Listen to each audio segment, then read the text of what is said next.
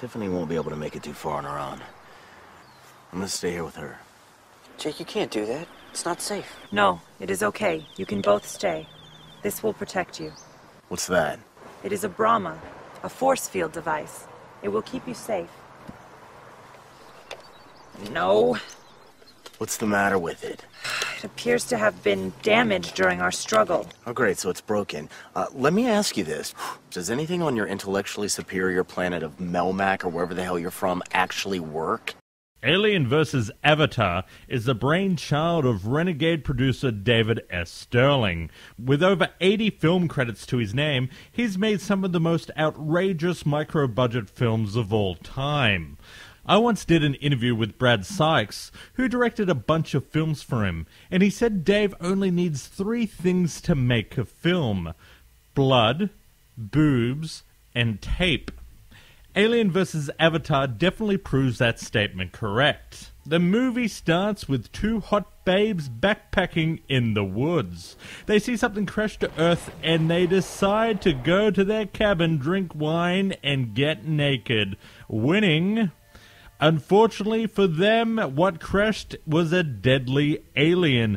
Now, I need to point out that alien suit was reused from a previous Sterling film called Alien 3000. Unfortunately for the deadly alien, an avatar is hot on its tail. Thankfully for David Sterling, single words such as alien and avatar cannot be protected under copyright, so legally, he's in the clear. Topless girl number 2, for no reason other than the fact she's in a horror movie, goes for a walk away from the cabin and gets killed by the alien.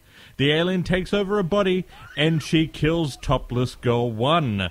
Let's cut back to Civilization, where Hot Guy is talking to Nerd Guy about their upcoming camping trip. Nerd Guy is a virgin, and Hot Guy wants him to sleep with Hot Asian Girl. Now, I find the casting of Hot Guy a little strange. Hot Guy is played by Dylan Vox.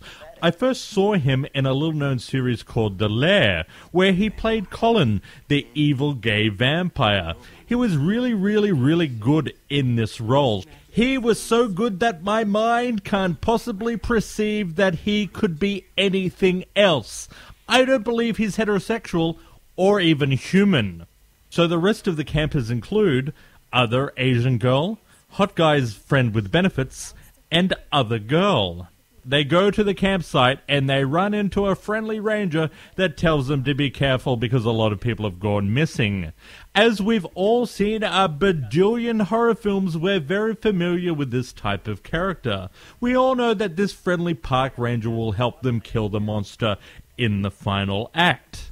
They have the obligatory lost my signal scene, and then they go to the campsite.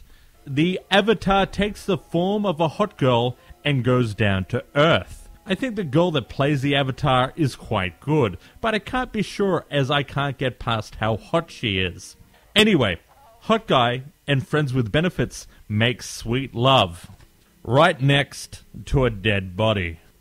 From there, the gang hang out next to a CGI fire. Things really heat up when Hot Asian Girl tries to seduce Nerd Guy. But he rejects her?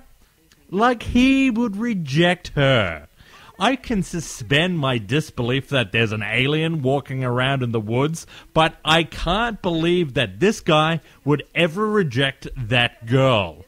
Hot Asian Girl walks off in a huff, and the alien kills her, and she starts dripping CGI blood.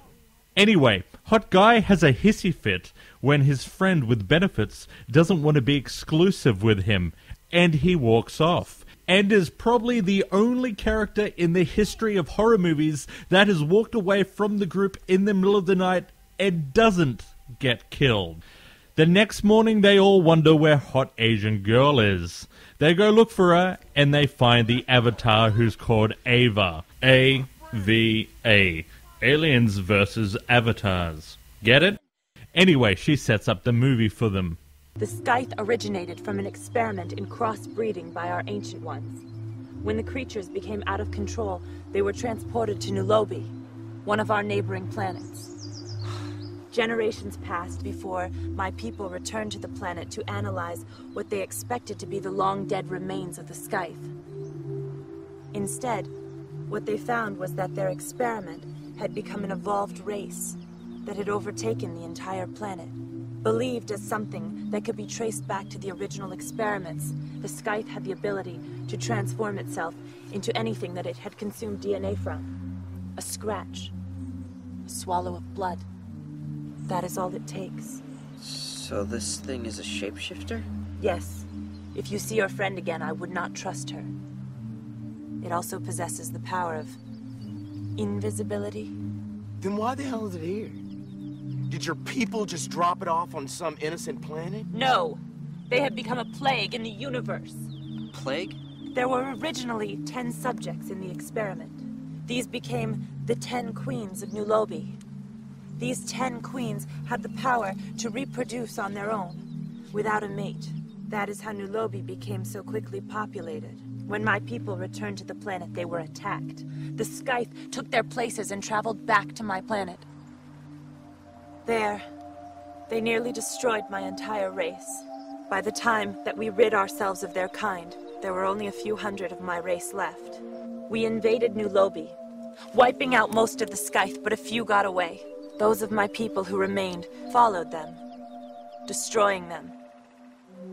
Now they have spread to your planet. The one that has landed here is the 10th and final queen. So you're here to destroy it? Yes, but it adapts quickly and seems to be even stronger here than on my planet. So what are you gonna do? And if it's so much stronger and it can shapeshift, how do you plan on killing it? My people developed an army of droids, known as Robotars. Their purpose is to hunt and destroy the Scythe.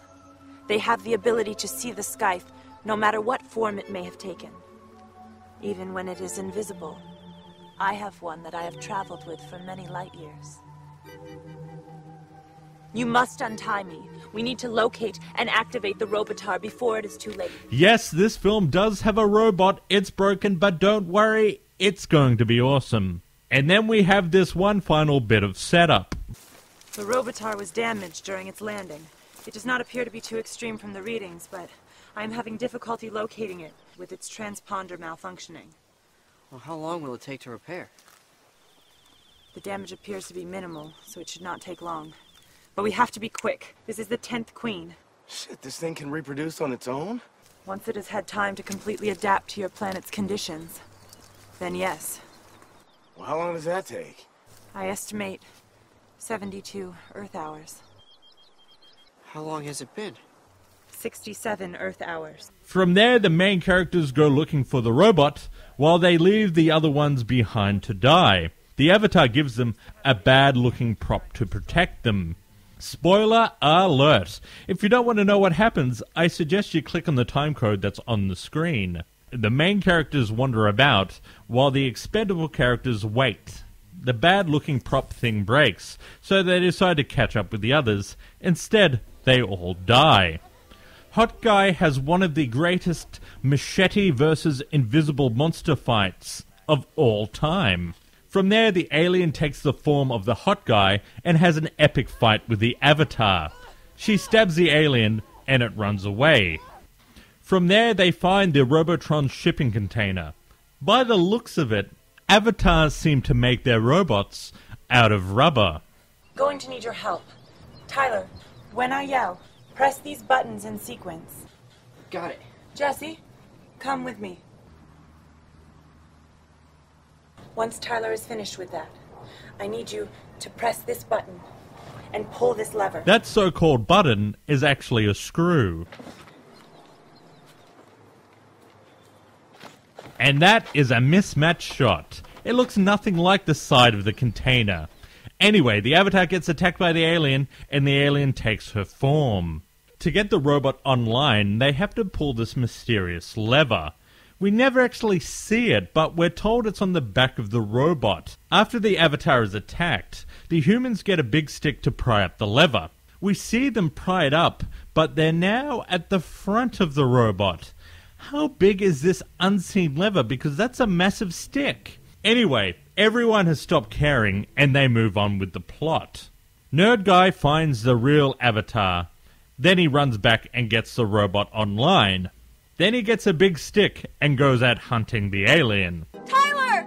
Are you okay? Yeah, I'm fine. This thing is scared shitless. It knows I'm about to mess it up. He finds the alien's eggs and he destroys them.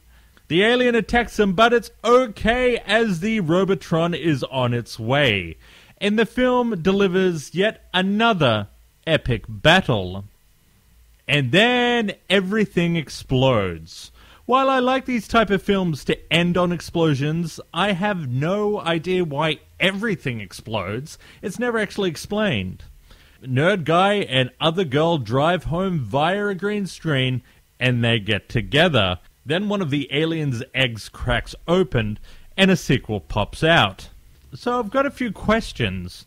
What on earth happened to that friendly park ranger? Cliché demands that he turns up and helps them.